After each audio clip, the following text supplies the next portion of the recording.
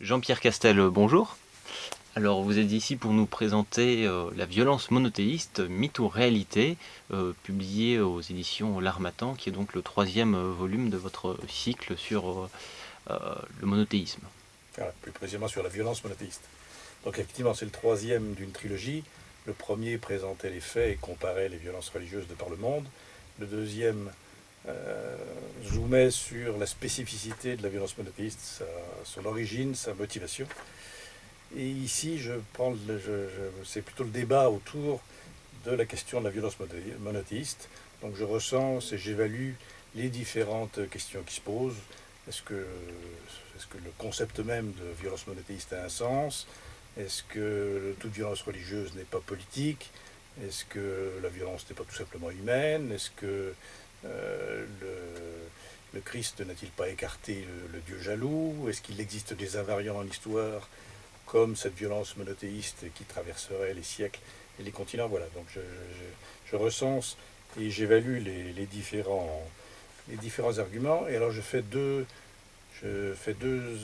examens en détail plus particuliers, à titre d'exemple.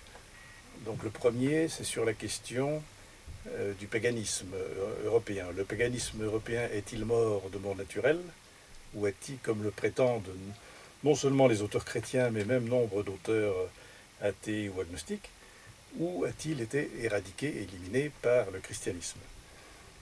Le deuxième exemple que je prends, c'est l'antisémitisme européen du 19e et du 20e siècle.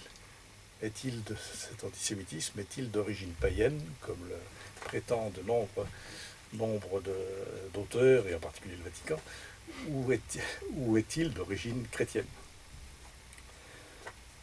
Donc pour conclure, j'évoquerai quelques rares figures dans chacune de ces trois religions monothéistes qui ont plaidé pour un pluralisme religieux, et je conclurai par le souhait qu'il s'élève une grande figure qui dénonce la violence monothéiste, comme il a existé des grandes figures qui ont dénoncé soit le colonialisme, soit l'impérialisme, soit le stalinisme, soit même le système des castes en Inde.